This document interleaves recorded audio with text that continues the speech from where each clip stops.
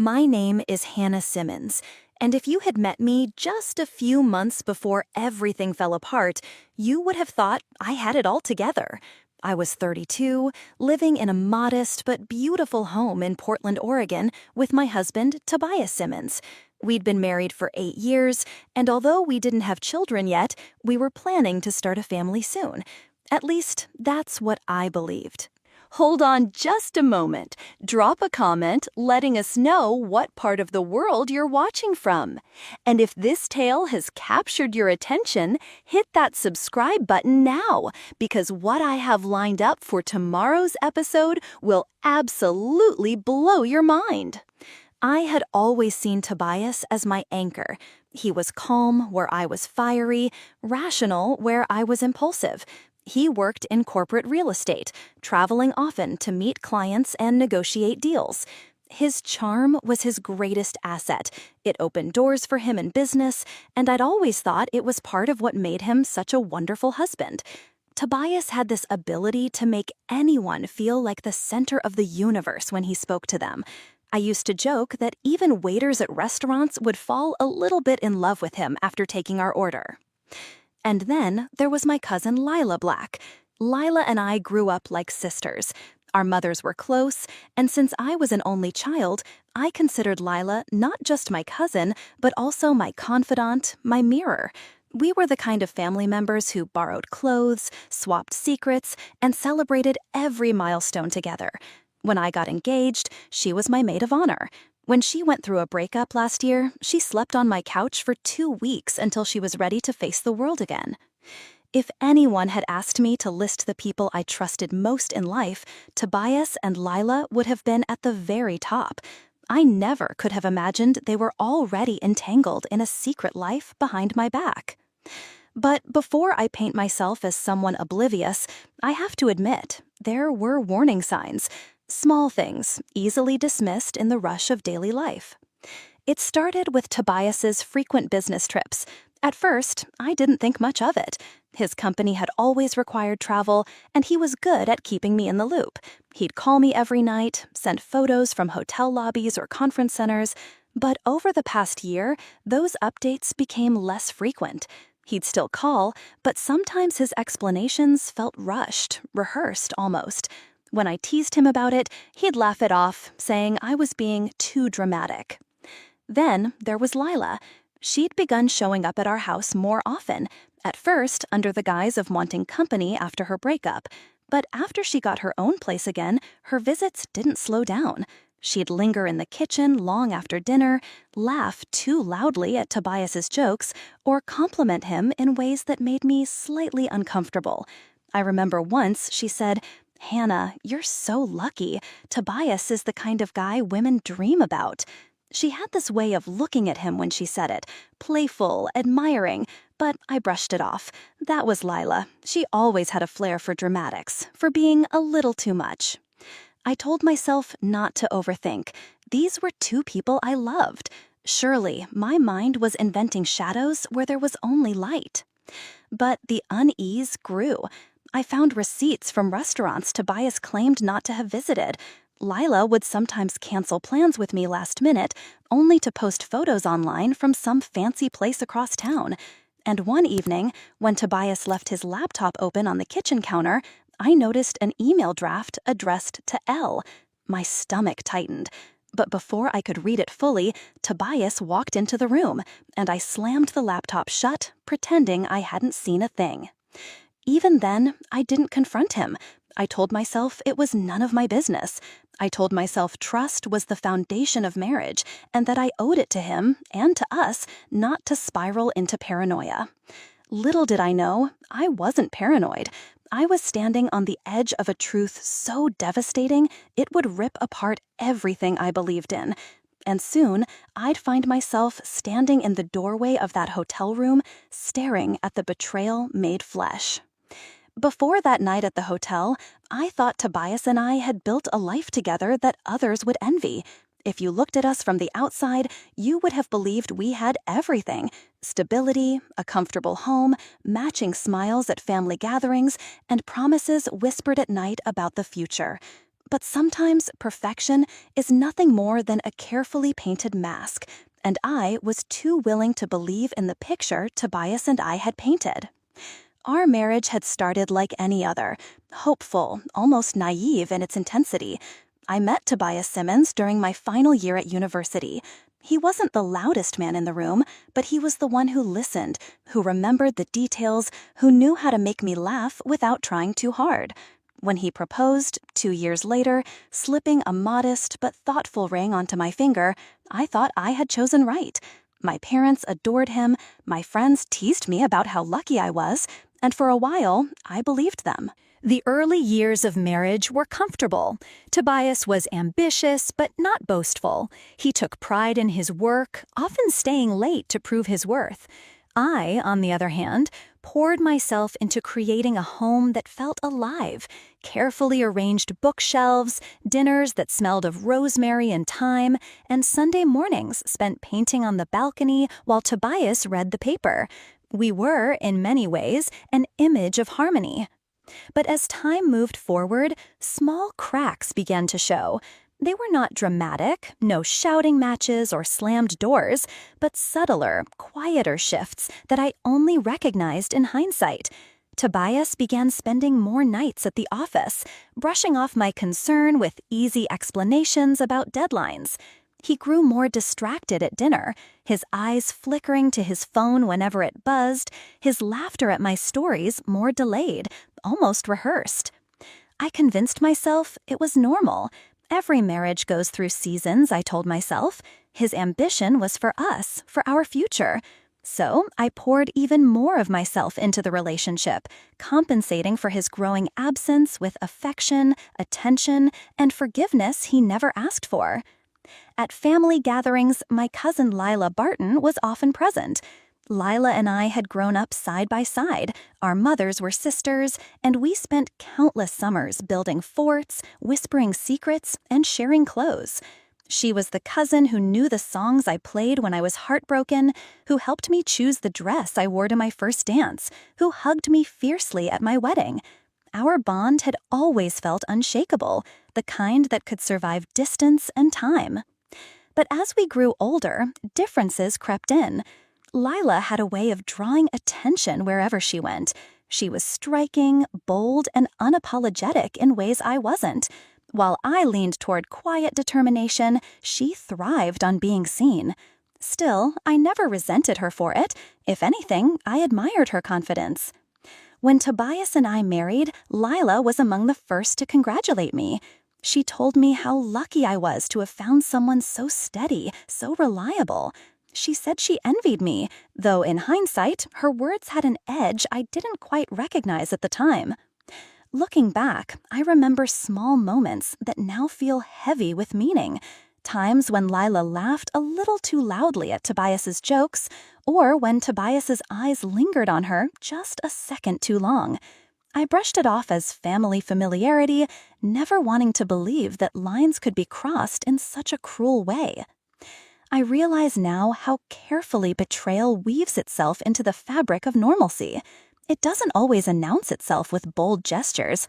Sometimes it's stitched quietly between conversations, between stolen glances, between excuses you convince yourself to accept. In the months leading up to the hotel incident, Tobias had grown increasingly distant. He claimed to be traveling for work more often, sometimes leaving with barely a goodbye kiss. I'd lie awake in our bed, staring at the ceiling, reminding myself that marriages weather storms, that trust meant believing his words over my doubts. But doubt is persistent. It doesn't leave when you silence it. It burrows deeper, waiting for evidence to rise. One evening, while preparing dinner, I accidentally saw a message flash on Tobias's phone. He had left it on the counter as he showered, the screen lighting up with Lila's name. The message was innocuous at first glance, something about meeting up, but the intimacy of her words, the familiarity, sent a chill down my spine. I told myself not to read too much into it. After all, Lila and I were close. It wasn't impossible for her to contact Tobias about something harmless. Still, that seed of suspicion had been planted. I started noticing more. The way Tobias guarded his phone, the way he smiled faintly at private messages. Creating and bringing this narrative to life required countless hours of dedicated work. So if you're finding value in what we're sharing, please consider joining our community by subscribing. Your support truly makes all the difference.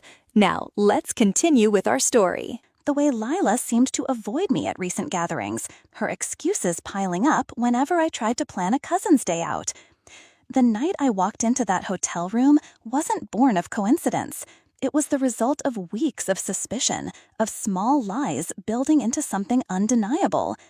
A coworker of Tobias's had mentioned offhand that he was staying in town when he'd told me he was away.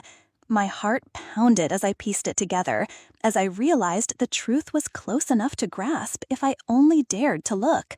So I looked. I took a taxi across town, my hands trembling the entire way, and asked at the hotel desk for his room number. The receptionist, assuming I was his wife checking in, gave it without question. As I stood in the hallway, staring at the door to his room, I felt every memory of our marriage pressing against me, begging me to turn back, to preserve the illusion a little longer. But illusions only survive when you choose not to open the door. And that night, I chose to open it. I'll never forget the weight in my chest that evening. Camille had mentioned that Tobias was out of town for business, though he hadn't shared many details. Normally, I didn't pry. He was a man who valued his privacy, and I had learned to respect that, or at least I had convinced myself I should. But when I noticed his suitcase missing from the closet and his favorite watch gone from the dresser, a subtle alarm rang inside me. Something didn't add up. I called him that afternoon. "Where are you?" I asked, casually, trying to disguise the sharpness in my voice. "Meetings in Charleston," Tobias replied smoothly, without hesitation. "I'll be back tomorrow night." Charleston? Odd. His company rarely did business there. I pressed, "Which hotel did you check into?" He laughed lightly, that practiced charm rolling off his tongue. "The Hilton, same as always. Don't worry, Hannah." But my instincts wouldn't let me rest. I stared at his words, replaying them in my mind. My heart wanted to trust him, but the pit in my stomach told me otherwise. And as if fate was tired of my denial, a text arrived on my phone, an automated alert from our shared credit card. A purchase at the Magnolia Grand Hotel, not Charleston, and certainly not the Hilton. My palms began to sweat as I drove across town, the setting sun painting the streets in long shadows. I parked outside the Magnolia Grand, a place that catered more to romantic getaways than to corporate gatherings. Couples strolled into the lobby, hand in hand, laughter spilling between them. It was the last place Tobias should have been.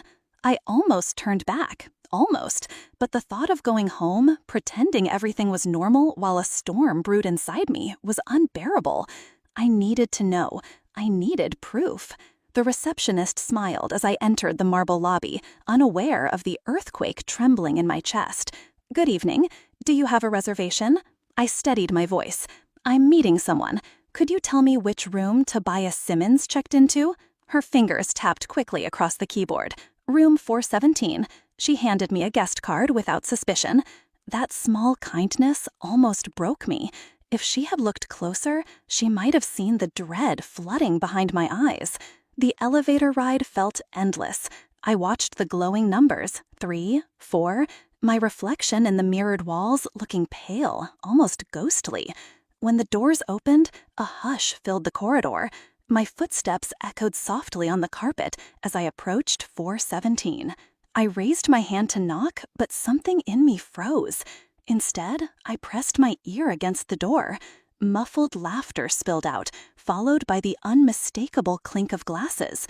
Then a voice, high-pitched, playful. My blood went cold. I knew that voice. Leela, my cousin.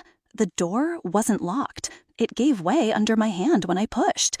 Time slowed as the scene unfolded. Tobias lounged on the bed, shirt unbuttoned, a glass of champagne in hand. And there, standing in the soft glow of the bedside lamp, was Leela.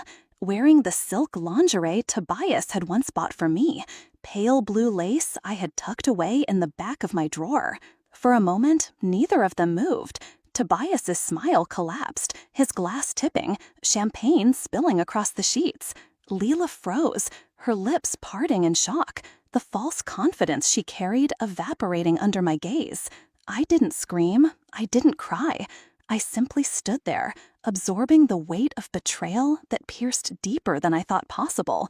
My husband, my cousin, my trust shredded in an instant. "Hannah?" Tobias began, scrambling to his feet, his voice thick with panic. I raised a hand. Don't say a word." Leela wrapped her arms around herself, suddenly aware of the indecency of the situation, though no shame could undo what I'd witnessed. My laugh startled even me, sharp, hollow, bitter. "Not what it looks like? You're in my lingerie, Leela, in my husband's hotel room. Tell me, how exactly should it look?" The silence between us was unbearable. Tobias reached for me, his face pale with guilt. "Hannah, please, let me explain." But I was already retreating, each step back toward the door echoing like a drumbeat of finality. My heart was racing, but my mind was cold, calculating. I didn't need their explanations. I had the truth laid bare before me. And though I hadn't yet decided how I would respond, one thing was certain: this betrayal wouldn't go unanswered. As the door shut behind me, the laughter from earlier seemed to mock me, reverberating in my memory. I walked down the corridor, my legs trembling, but my resolve hardening with every step. Tobias and Leela had destroyed something sacred, and though they didn't know it yet, what I would do next would shake the ground beneath them. The drive home that night felt like an eternity, though the streets were nearly empty. My hands gripped the steering wheel so tightly that my knuckles turned white, and yet I barely noticed. My mind replayed every detail in a loop: the silk lingerie, the champagne glasses, the startled guilt in Tobias's eyes. I had imagined betrayal before, but seeing it manifest with such clarity was something no imagination could have prepared me for. I parked in our driveway, sat in the silence of the car, and stared at the house. Our house. Every brick and every window suddenly felt foreign. It wasn't home anymore. It was a stage for lies. I couldn't bring myself to walk inside just yet. Instead, I leaned back against the seat, tears finally spilling down my cheeks, hot and unrelenting. My chest heaved, but no sound escaped. It was the kind of cry that hollowed you out from the inside. When I finally stepped inside, the emptiness of the house greeted me. The kitchen counters were spotless, the scent of lemon cleaner lingering from my morning routine. I sat at the table and stared at the faint scratches across its surface, the marks from family dinners, arguments, laughter. So many memories. How many of them were real? I pulled out my phone, thumb hovering over my mother's number. She'd know what to say. She always did. But I couldn't do it. Not yet. Telling her meant the betrayal would become real beyond me. Instead, I scrolled through my texts, reading the innocuous messages Tobias had sent me earlier that day. "See you soon, love. Don't wait up." Each word was poison now. Sleep was impossible that night. Every time I closed my eyes, I saw them together. By dawn, my pillow was damp and my heart felt heavier than ever. But in that heaviness, a seed of clarity began to grow. Tobias and Lila had already written the opening of this chapter. It was up to me to write the ending. The next morning, Tobias returned, trying to pretend nothing had happened. I was in the kitchen, pouring coffee I didn't want, when he walked through the door. "Hannah," he said softly, almost tenderly, as if that could erase what I'd seen. His eyes searched mine, filled with the kind of guilt that doesn't bother hiding. I didn't move. "Did you sleep well?" I asked, my tone steady, almost casual. He blanked, thrown off. "What?" "At the Magnolia Grand." The color drained from his face. His lips parted, but no words came out. He looked like a man caught in a fire, unsure whether to run or extinguish it. "Hannah, "Don't lie to me again," I cut in sharply. "I know. I was there."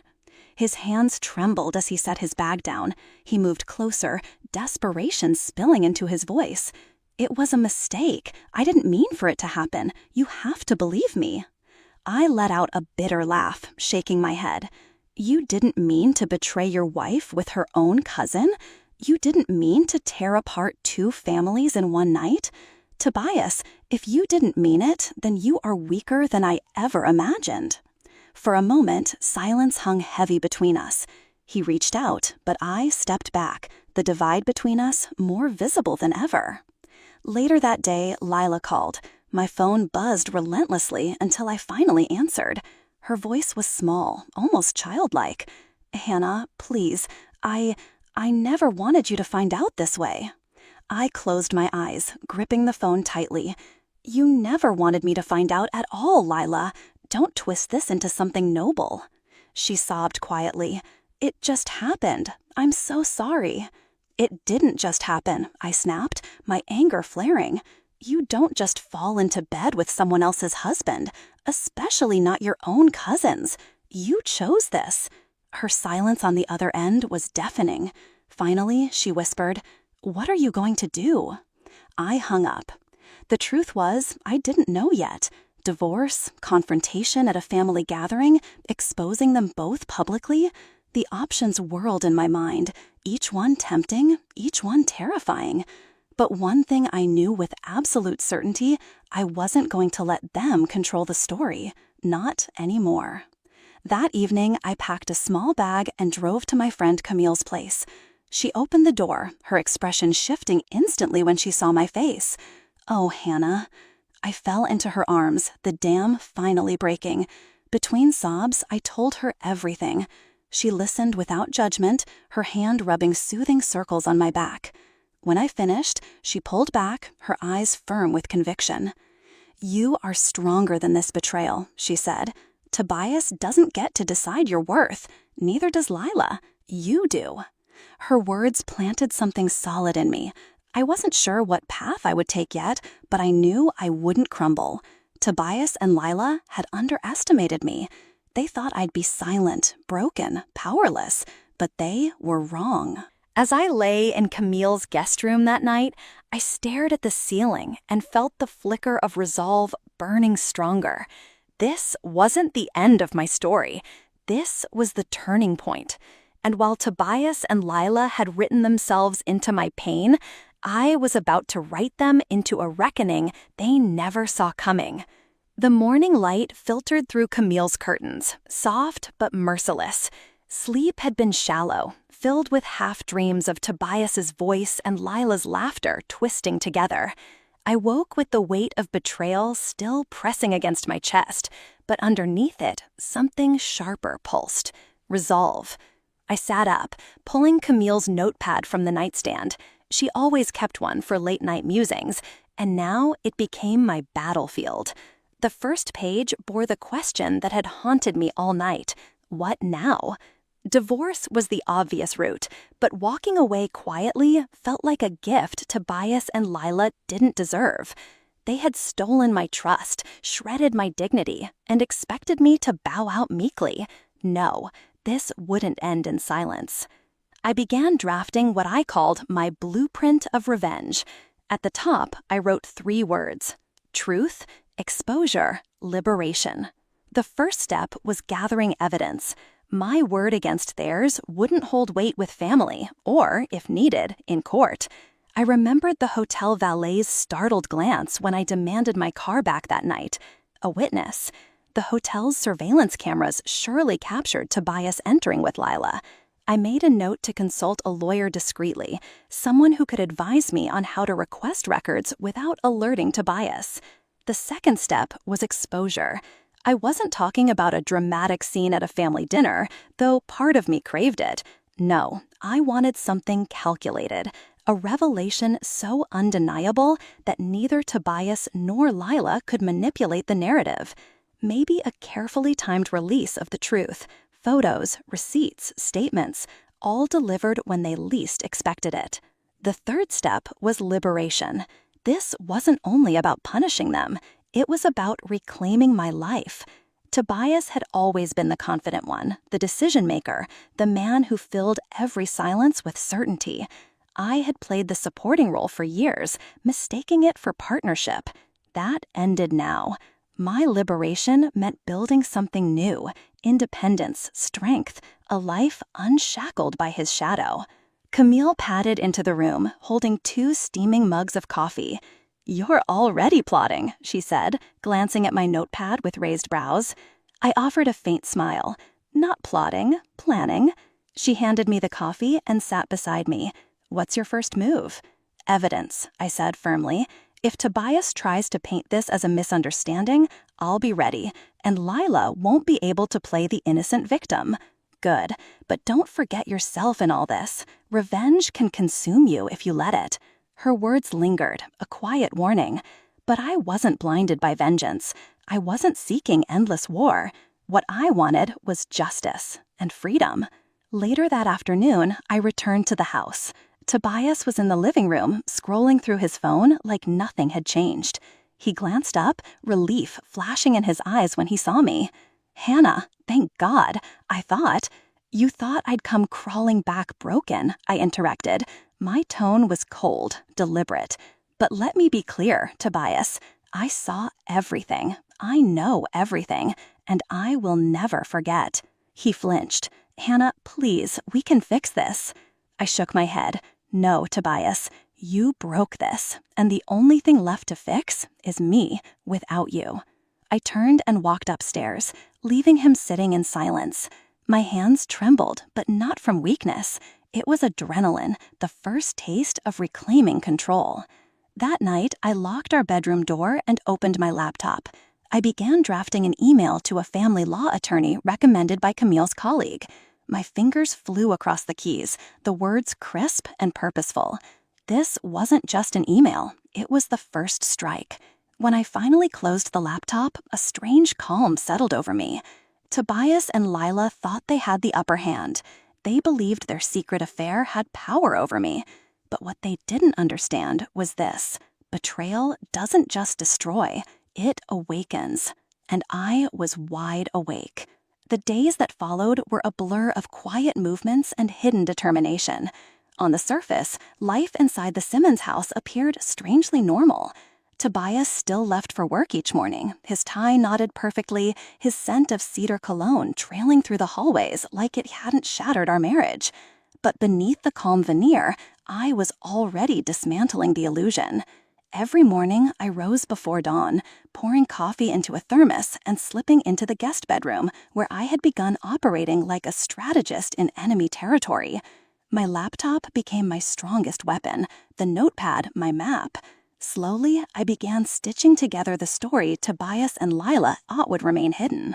The hotel was my first stop. Camille insisted on coming with me, reminding me that courage is easier in pairs. We walked into the lobby together, the chandeliers glinting above us, the scent of polished wood and expensive perfume pressing in. The concierge raised an eyebrow as I approached. "Good afternoon. How may I assist you?" "I believe my husband stayed here last week," I began, my voice steady but threaded with steel. "I need a copy of the invoice under the name Tobias Simmons." The man hesitated, his professionalism flickering. "I'm afraid we can't disclose guest information without proper authorization."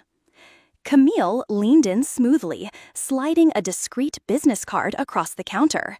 "This is attorney Margaret Klein," she lied effortlessly. "We're requesting records relevant to a legal matter. You can either cooperate now or later once subpoenas are involved." The concierge stiffened, but eventually excused himself. Moments later, he returned with a sealed envelope.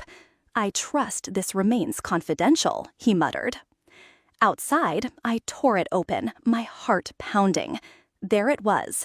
Tobias's name, the room number, the check-in and check-out times, and at the bottom, the charge for 2 guests. Proof. But it wasn't enough. I needed more than receipts. I needed irrefutable evidence, surveillance footage, statements, maybe even Lila's handwriting on something damning. That evening, I phoned the lawyer Camille had connected me to, Margaret Klein, who, ironically, did exist. Her voice was crisp, businesslike. "Mrs. Simmons, if you're serious about proceeding, you'll need to collect everything without alerting your husband. The moment he senses movement, he'll try to spin the story or erase evidence." I glanced toward the door, half expecting Tobias to burst in. "I understand. I want the truth documented, every piece of it." "Good," she replied. "Then we start quietly. Hotel footage, witness statements, financial records.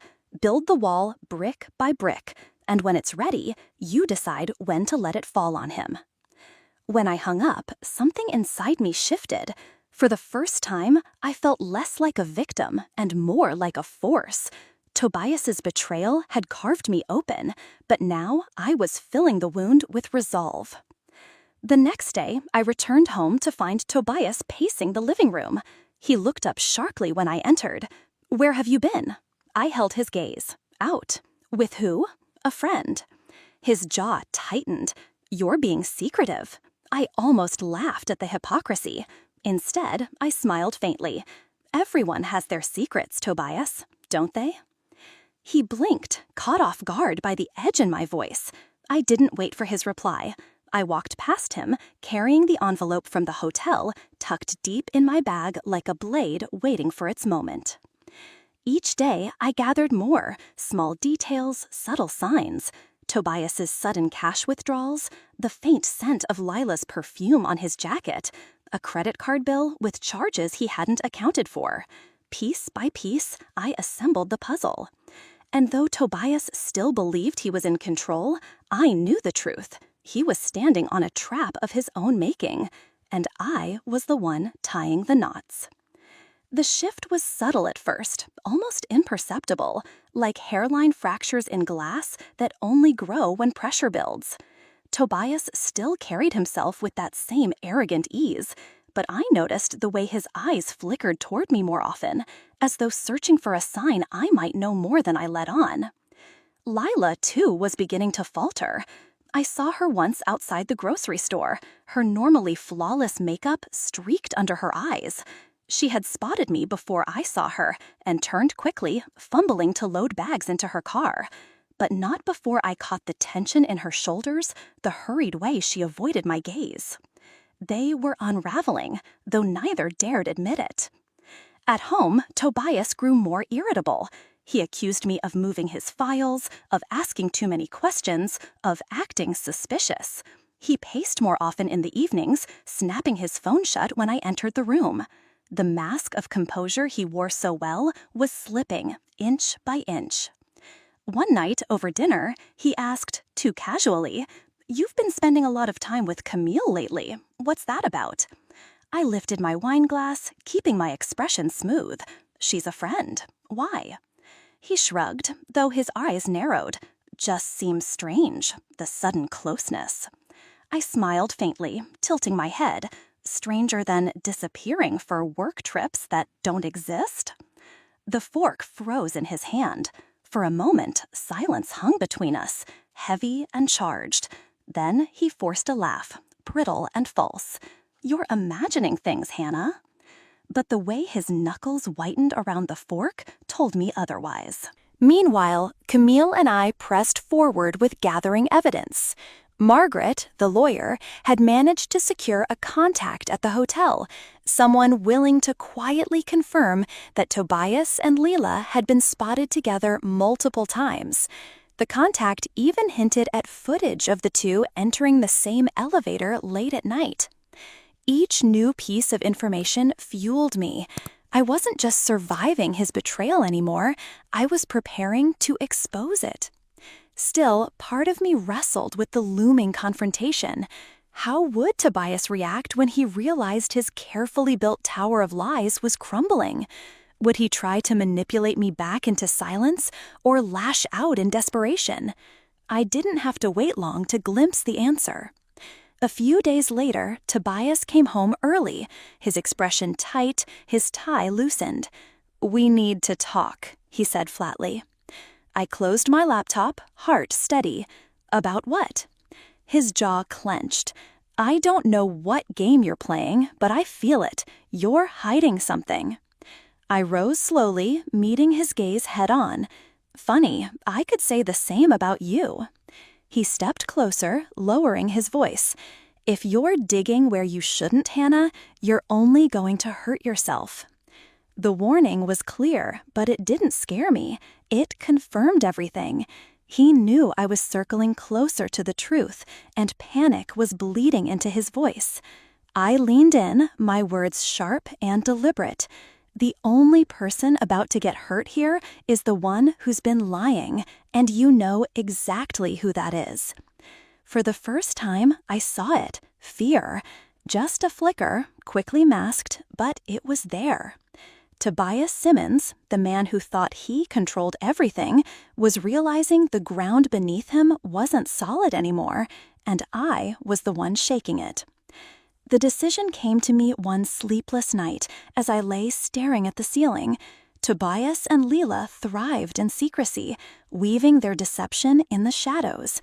If I wanted to break them, I had to bring their hidden world into the light. Not with accusations shouted in anger, but with undeniable proof laid bare for everyone to see. I began quietly, weaving my own net as carefully as they had spun theirs. With Margaret's guidance, I set up discreet channels of communication with the hotel contact. Footage existed, grainy but clear enough. Tobias and Leela entering the same elevator, his hand brushing her back. Another clip showed them checking out together one morning, trying too hard not to look familiar with each other. It wasn't sensational, but it was damning when paired with dates, timestamps, and receipts. Camille helped me craft the plan. "They need to be exposed where it hurts most," she said, her eyes alight with determination. "Not in private, where Tobias can twist the story. It has to be public." The opportunity arrived sooner than I expected. Tobias's firm was hosting a corporate gala, lavish, well-attended, and perfect. Leela was on the guest list too, of course. They couldn't resist being seen, the untouchable pair, both hungry for admiration. I had no intention of causing a dramatic scene that could be brushed off as jealousy. No, the trap would be subtle, professional, undeniable. Margaret helped arrange for the gala's slideshow, normally filled with photos of company milestones and achievements, to have one unexpected addition. Just a few carefully timed frames slipped in, images paired with subtle captions, dates, places, proof. The night of the gala, I dressed deliberately, in a gown Tobias had once bought me but never liked. Too bold, he had said. Now it felt like armor. I arrived on his arm, smiling sweetly, as though everything between us was normal. He seemed almost smug, perhaps thinking my earlier defiance had burned itself out. Leela was there too, glittering in silver, eyes darting toward Tobias more than once. She barely acknowledged me, offering only a polite nod, but I noticed the flicker of unease when she realized I was unfazed, calm, almost too calm. The evening unfolded with toasts and laughter. Tobias gave a speech, charming as always, his voice smooth, his lies polished. Applause filled the room. And then the lights dimmed for the slideshow. At first, it was the expected photos, office gatherings, ribbon cuttings, smiling staff. Then, quietly, the images shifted. A hotel lobby, Tobias and Leela entering together, the date stamped clearly. Another frame, the two leaving, side by side, his hand brushing hers. A final slide, receipts with both their names, check-in times overlapping perfectly. Gasps rippled through the room. Whispered voices rose into a low hum. Someone let out a sharp laugh of disbelief. Tobias froze, his confident smile slipping as though the air had been punched from his lungs. Leela went pale, clutching her glass too tightly. I sat perfectly still, my face serene, though inside my heart pounded. Every eye in the room turned toward them. No one looked at me. I didn't need them to. Tobias stood abruptly, muttering something about a technical error, but the damage was irreversible. The whispers were no longer whispers, they were daggers, cutting through the illusion he had fought so hard to maintain. When the lights came back on, I rose, smoothed my dress, and offered him the faintest smile. "Looks like the truth finally RSVP'd to your party." For once, Tobias Simmons had no reply. The silence that followed my words at the gala was almost louder than the murmurs. Tobias's jaw clenched, his polished charm fractured. Lila stood frozen, her silver dress suddenly dull under the chandeliers. They both looked exposed, not by my hand directly, but by the truth they could no longer bury. The rest of the evening unraveled quickly. Guests excused themselves with muttered words, avoiding eye contact, as though betrayal might be contagious. A few stayed, savoring the spectacle with the kind of glee reserved for scandals that topple the mighty. Tobias tried to regain control. He grabbed my arm, his voice a sharp whisper. "What did you do?" I met his glare with calm resolve. "I didn't do anything, Tobias. You did. I just stopped cleaning up your mess." He dropped my arm when he realized people were watching. His image, his power, his carefully constructed persona, it was all cracking. Lila, desperate to escape the scrutiny, slipped out through the side doors. Tobias followed, moments later, leaving me standing alone in a room that was suddenly too bright, too hot, but utterly liberating. By the time I left the gala, the whispers had already spread like wildfire. Camille texted me before I reached my car. "It's all over social media. You did it." The next morning, Tobias tried to call. Then again, then again. I let each attempt ring out. Eventually, a message came through.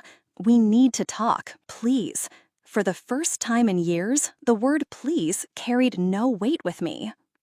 Instead, I went for a walk, the cool morning air filling my lungs like freedom. Margaret called, her voice warm with pride. "He'll try to spin it, Hannah. Men like him always do.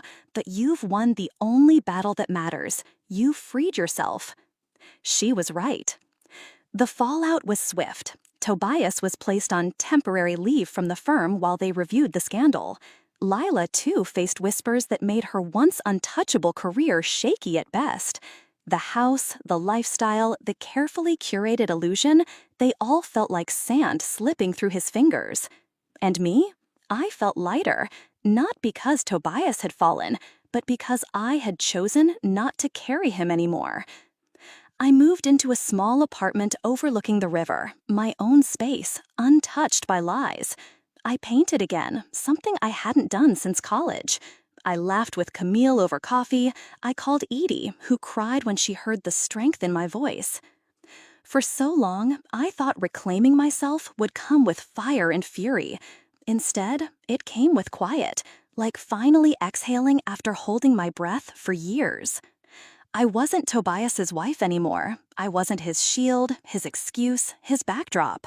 I was Hannah Simmons, free at last. Weeks passed, and the storm around Tobias and Lila only grew. Their names became fodder for gossip columns and whispered office jokes, their polished reputations permanently cracked. I watched from a distance, no longer entangled, no longer responsible. Tobias tried one last time, showing up at my apartment unannounced. He looked thinner, his suit wrinkled, his arrogance chipped away. "Hannah, we can fix this," he pleaded, his voice strained. I stood in the doorway, calm, steady. "You don't get to say we anymore, Tobias, not after everything." His eyes searched mine for weakness, for the woman who once bent to keep the peace, but she was gone. Finally, he lowered his gaze and walked away without another word. That door closed behind him, and with it, the last thread tethering me to his world. Life moved forward. I found joy in the small things: painting by the river, late-night talks with Camille, weekend visits with Edie. I wasn't defined by betrayal anymore. I was defined by the choices I made for myself. One evening, I stood on my balcony, watching the city lights shimmer across the water. For the first time in years, I wasn't afraid of what tomorrow might bring.